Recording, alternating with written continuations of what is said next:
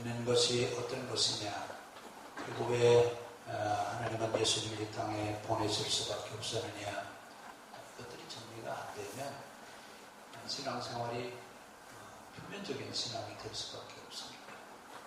우리의 신앙은 표면적인 신앙이 아니라 심층적인 신앙이어야 되죠. 그 심층적인 신앙이 되게 하기 위해서는 거듭나야 됩니다. 그 거듭남이라고 하는 것이 오늘 니고데모는 뭐라고 이해했냐면, 두 번째 모태에 들어갔다가 다시 태어나는 것을 거듭남이라고 그렇게 이해를 했습니다. 자, 이 이야기를 지금 지난 시간에 말씀드렸습니다만, 예수님과 니고데모는 밤이 새도록 이 이야기를 심도 있게 지금 하시는 거예요. 유대교 신앙적인 것 가지고서는 지금 이 이야기를 받아들일 수가 없습니다. 그래서 오늘 예수님이 그 니고데모에게 하시는 말씀이, 너는 유대교의 선생인데 아직도 이것을 모르느냐? 거듭남이 뭔지 너는 유대교에서 가르치는 선생님인데 그것도 모르고 뭘 가르치느냐라고 하는 얘기입니다. 자, 그러면서 이제 쭉 설명을 하시는데, 그 설명하시는 것이 5절에 가서 이제 결론으로 말씀하시죠. 진실로 너희에게 이르노니 사람이 물과 성령으로 나지 않으면 하나님 나라에 들어갈 수 없느니라. 그럼 지금 유대교 사상을 가지고 있으면 성전에 가서 제사를 드림으로 인해서 의롭다함을 얻는다라고 하는 그런 생각을 가지고 있는데, 지금 성전에 가서 제사를 드려야 의롭다함을 얻는다는 말씀을 하시는 것이 아니라, 물과, 이 물은 세례죠. 세례받고 성령으로 거듭나야 하나님 나라를 가는 것이지, 동물을 잡아 죽이고 그리고 제사를 드렸다고 의로워서 하나님 나라에 가는 것이 아니다라는 얘기입니다. 자, 이러니까 지금 니고데모는 더 의혹을 가질 수밖에 없어요. 그러면 우리는 어떻게 해야 합니까? 우리가 어떻게 하면 영생을 얻을 수 있습니까? 그래서 지금 그 뒤에 가서 뭐라고 말씀하세요? 이는 그를 믿는 자마다 영생을 얻게 하려 하시니라. 하나님의 세상을 이처럼 사랑하사 누구를 보내셨다고요? 독생자 예수 그리스도를 보내신 이유는 세상을 심판하시기 위해서 보내신 것이 아니라 세상을 구원하시기 위해서. 그러면서 15절, 여러분 중요한 얘기니까 한번 같이 읽읍시다. 이는 그를 믿는 자마다 영생을 얻게 하려 하십니다. 자, 누구를 믿는 자예요? 그를 믿는 자예요? 자, 그를 믿는 자는 우리는 지금 예수님을 가르치는 걸 알아요. 근데 유대인들은 지금 메시아를 기다리고 있지만, 어떤 메시아? 정치적인 메시아. 자기들의 현실의 문제와 정치적인 문제를 해결해 주실 그런 메시아가 오기를 기다리고 있지만, 예수님은 그런 메시아가 아니라 죄의 문제를 해결하시는 죄인의 메시아로 이 땅에 오신 겁니다. 그 죄인의 메시아, 그 죄인의 메시아가 내 죄를 다 가져가셔서 내 죄를 다 용서하셨다고 하는 것을 믿는 자에게는 뭘 주신다고요? 그들에게 천국이 주어지는 것이지, 유대교 신앙 사상을 가지고 있는 그런 사람들에게 영생을 주는 것이 아니라 그 말이에요. 자, 그럼 이 이야기를 듣는 니고데모는 무슨 생각을 했을까요? 그러면 나는 영생을 얻을 수 있어요, 없어요? 영생을? 니고데모는 지금 영생을 얻을 수 있어요, 없어요? 니고데모는 영생을 얻을 수 없고, 왜 우리가 메시아가 이 땅에 오셔야 되는 이야기를 예수님이 쭉 설명을 하시고 나니까 그때서 유대교 율법 가지고서는, 유대교 신앙을 가지고서는 영생에 대한 이야기를 할 수 없구나. 예수님이 이 땅에 오셔야 되는 이유는 우리에게 영생에 대한 얘기를 하게 하시기 위해서 이 땅에 오셨구나라고 하는 것을 니고데모가 거기서 이제 알게 되죠. 그리고 나서 니고데모가 돌아가는데 믿었다고요? 안 믿었다고요? 안 믿었다고요? 믿었죠. 언제 니고데모가 등장하냐면 예수님이 돌아가셨을 때, 십자가에 못 박혀 돌아가셨을 때에 향료를 사가지고 나오는 사람이 누구예요? 니고데모예요. 그러면 니고데모는 그 예수님이 말씀하시는 말씀을 듣고 깨달았어요? 깨닫지 못했어요? 깨닫고 믿는 자가 되었습니다. 그런데 유대교 체제 하에서는 믿는다라고 하는 말을 할 수가 없어요. 왜냐하면 지금 사내들은 회원인데 그 당시에 사내들은 회원이면 대단한 권력자입니다. 근데 그 권력 자리에서 하루아침에 내려올 수 있어요, 없어요? 그것만 문제가 아니라 재산도 다 빼앗겨야 되고 추방을 당해야 되기 때문에 그때는 아무런 말이 없었습니다. 자, 결국 이제 세례를 받는다라고 하는 얘기. 세례 받는 사람은 어떤 자세를 취해야 되느냐. 세례를 받는 사람들은 구약의 번제를 드리는 것. 구약의 번제와 신약의 세례는 같은 맥락이라고 했습니다. 자, 번제를 드릴 때 제물이 어떻게 해요? 제물이 살아요, 죽어요?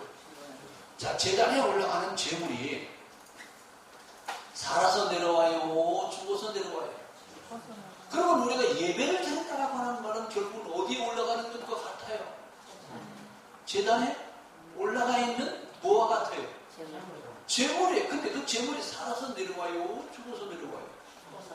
우리는요? 제단에 제물로 올라가는 제물이 살아있어야 돼요, 죽어야 돼요? 여러분, 그런 의미로 우리의 예배를 생각하면 우리는 예배를 드릴 때마다 어떤 자세를 가져야 돼요? 구약의 번제 제물을 드리기 위해서 제단 위에 올라가는 제물과 같은 자세를 취하는 것. 이것이 예배자의 자세입니다. 왜 그러냐? 구약의 번제는 제단에 올려있는 그 제물이 불에 다 없어짐으로 인해서 뭐가 해결됐다고 믿는 거예요? 내 죄의 문제가 해결됐다라고 하는 것을 이제 거기서 알게 되는 거예요. 결국은 번제는 왜 드리느냐? 죄의 문제를 해결하기 위해서 드립니다. 그럼 신약의 세례는 왜 세례를 받느냐? 세례 역시 죄의 문제를 해결하기 위해서 세례를 받습니다. 그러면 세례 요한이 먼저 광야에서 해진 말씀이 있어요. 회개하라, 천국이 가까웠느니라. 그러면서 뭘 지적하냐면 회개할 것을 촉구합니다. 회개하라고 하는 말은 이제 죄의 문제를 해결하실 분이 가까이 와 있으니 이제 너희가 그분을 믿으라고 하는 얘기입니다. 그러니까 번제를 다시 드릴 이유가 있어요, 없어요? 그래서 세례 요한이 성전에 가서 번제를 드리는 것이 아니라 요단강에 가서 세례를 베푸는 겁니다. 요단강에 가서 세례를 베푸는 이유가 바로 뭐냐면 죄의 문제의 해결 방법이 달라졌다 그 말이에요. 구약은 번제, 제물이 제단에 올라감으로 인해서 죄의 문제가 해결되지만 이제부터는 그렇게 동물이 죽지 않고서도 죄의 문제를 해결할 수 있는 분이 오셨다. 그러니 이제 회개하고 너희는 세례를 받고 죄의 문제를 해결하려고 하는 그런 자세를 가져라라고 말씀을 합니다. 이 말씀을 예수님도 처음 메시지를 전할 때 맨 먼저 첫 메시지가 뭐였죠? 회개하라, 천국이 가까웠느니라. 그러면 죄의 문제를 해결하려고 하는 사람들, 죄의 문제를 해결하려고 하는 사람들은 세례를 받으라 그 말입니다. 그러면 이제 세례는 죄의 문제를 해결하셨습니다. 그럼 이제 우리가 늘 뭐라고 했냐면 우리는 믿음으로 인해서 죄의 문제를 해결받았다. 뭘 얘기하는 거예요? 이것이 우리 기독교 신앙의 특성입니다. 기독교가 가지고 있는 신앙의 특성 가운데 하나가 바로 뭐냐면 믿음으로 말미암아 우리의 죄의 문제가 해결이 됐다라고 하는 것, 우리 기독교 신앙의 특성인데, 그러면 죄의 문제를 해결했다. 어떻게 죄의 문제를 해결했느냐? 행위의 죄, 마음의 죄, 인간의 행위와 마음에서 나오는 죄. 어때? 우리가 지금 예배 드리고 나갑시다. 나가면서 나는 이제 아무런 죄가 없어. 내 마음의 생각까지도 완전히 깨끗하게 정화를 하고 나갈 수 있어. 그리고 여러분 나갈 수 있죠? 아무도 자신 있게 나는 죄세제로 완전히 해방됐다라고 하는 말을 아무도 할 수 없습니다. 왜냐하면 우리 사람은 어쩔 수가 없어요. 우리 사람들은 죄 안에서 죄성 속에 살기 때문에 우리는 죄가 없다라고 얘기할 수 없습니다. 그런데 우리는 이 죄성에서 벗어날 수 있어야 되는데 이 죄성의 문제를 해결하는 방법이 두 가지가 있어요. 하나는 자기 노력에 의한 방법, 하나는 용서함을 믿고 용서함으로 죄의 용서함을 받을 수 있는데, 자기 노력으로 할 수 있다고 하는 사람들은 무슨 이야기를 하느냐? 자기 노력으로 죄의 문제를 해결해 보기 위해서 시도하는 사람들이 있는데, 이 사람들을 수도 종교라고 그렇게 얘기해요. 다른 종교, 기독교와 다른 종교의 다른 점은 바로 어디 있느냐? 죄의 문제를 어떻게 해결하느냐? 기독교는 용서함으로 죄의 문제를 해결하지만 다른 종교는 뭐라고 그래요? 자기가 정결하게 살면 된대요. 그래서 산속에 들어가서 혼자 살기도 하고, 어떤 사람은 굴속에 가서 살기도 하고, 이러면서 뭐와 상관없이 살려고요? 죄와 죄의 문제를 해결하고 자기 노력으로 죄의 문제를 해결해보겠다는 얘기입니다. 근데 여러분, 우리 사람들 속에는 죄성이 살아있습니다. 그래서 자기 노력으로 죄의 문제를 해결하기 위해서 수도하는 사람들을 보면 제일 큰 문제가 뭐예요? 내면 속에 존재하는 죄의 문제. 우리가 겉으로 윤리적으로 도덕적으로 사는 문제는 우리가 윤리적으로 도덕적으로 살면 된다고 하지만, 내면 속에서 우러나오는, 내면 속에 내재가 하고 있는 이 죄의 문제는 어떻게 우리가 해결하느냐 그 말입니다. 그러면 우리 내면 속에 있는 죄를 해결하기 위해서 우리 세제로 좀 속 좀 닦아볼까요? 한번 닦아볼까요? 세제를 가지고 어떻게 닦는 거예요? 그러면 또 내 안에 죄성이 살아나지 않죠? 그렇게 해서 죄성의 문제를 해결할 수 있다면 얼마든지 할 수 있죠. 그래서 어떤 사람은 내면의 문제를 해결하기 위해서 세상을 아예 등지고 떠나가는 사람들이 있습니다. 불교에서는 뭘 하죠? 108번내라고 해서 108번 절을 하면 내면에 있는 죄성의 문제를 다스려준대요. 그렇게 해서 해결할 수만 있다면 108번 아니라 1008번이라도 하겠습니다. 인간의 노력으로는 죄의 문제를 해결할 수가 없습니다.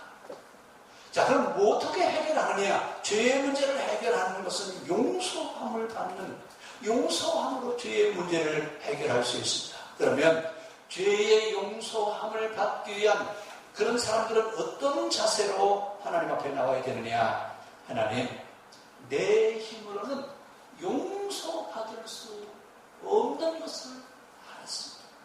내 힘으로는 죄의 문제를 해결할 수 있는 방법이 없음을 이제 알았습니다. 이러면서 용서함을 받지 않고서는 내 안에 존재하는 죄성을 해결할 수 없음을 알았습니다. 하나님, 나의 죄를 용서해 주실 분은 하나님이신 것을 믿고 내가 주님 앞에 나왔습니다. 이러면서 하나님, 이제부터 내 모든 죄를 위해서 내 책임을 대신 져 주실 줄로 믿습니다.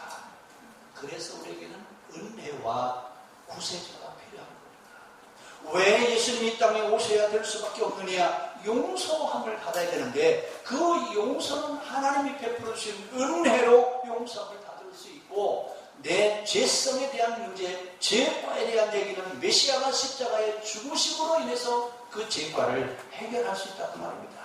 아무리 노력해도 내 노력으로는 해결될 수 없는 것이라고 하는 것을 인정을 합니다. 믿는다라고 하는 것은 뭐냐? 내 노력으로는 해결할 방법이 없음을 인정하는 것, 이것이 믿는 겁니다. 그래서 우리는 누가 필요한 거예요? 우리에게는 예수님이 필요한 것이죠. 그럼 믿는 것이라고 하는 것은 뭐냐? 믿는 것이라고 하는 것은 나를 위해 예수님이 십자가에 죽어주셨다라고 하는 것을 믿는 겁니다.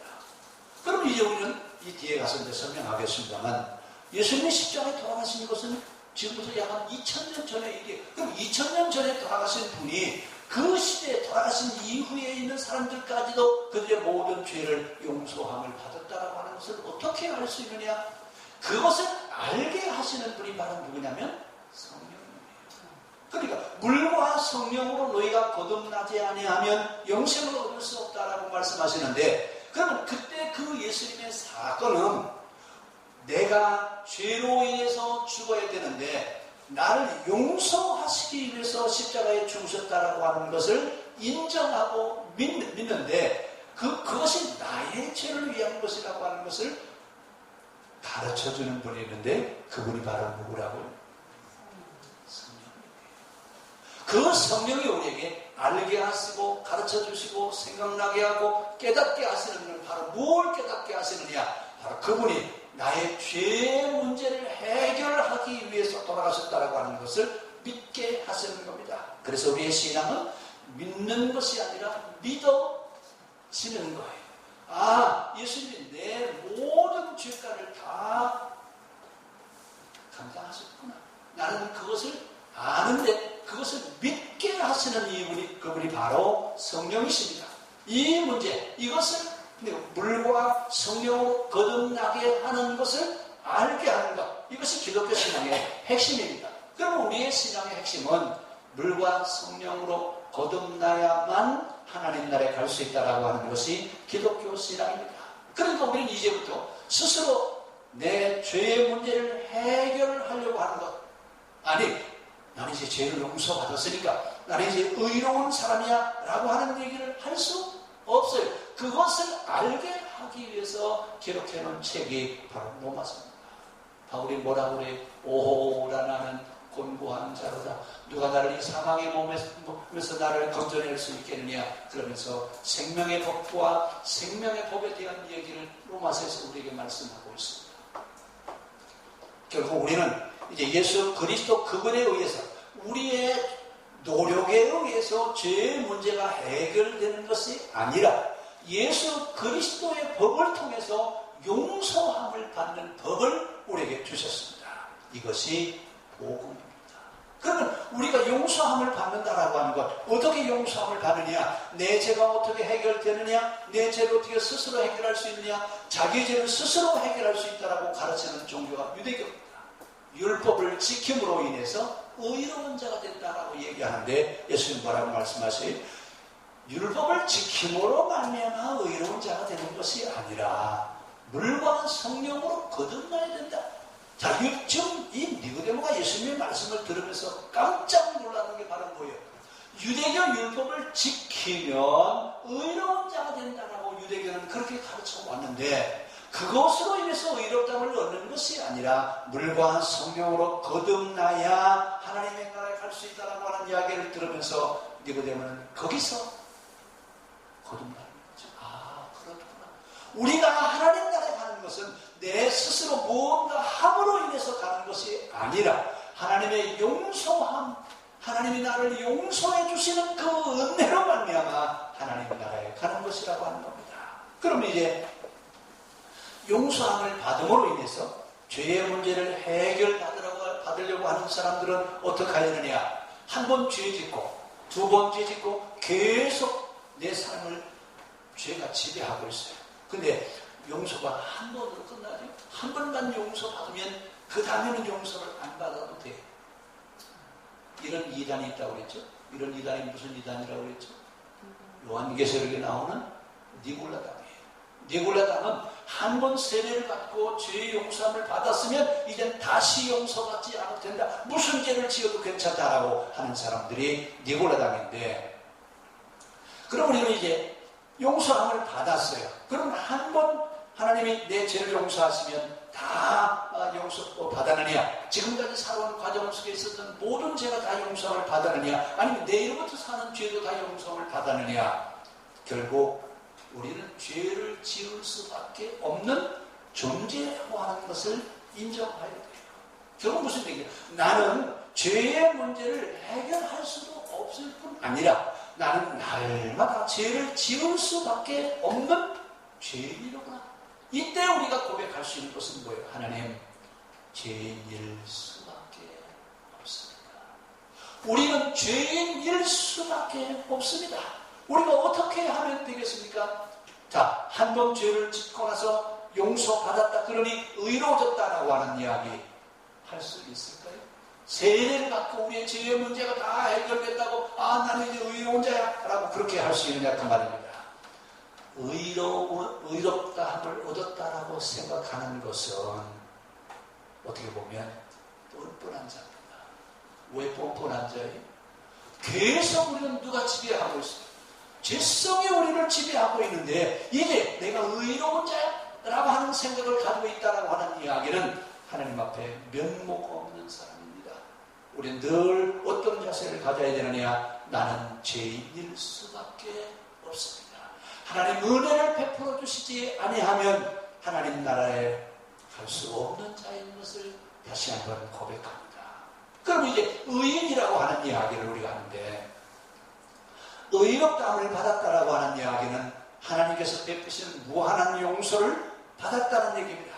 이것은 하나님 편에서 하시는 이야기지 우리 편에서 하는 이야기가 아닙니다. 우리는 의인이라고 하는 말을 우리는 해서는 그 말을 할 자격이 없어요.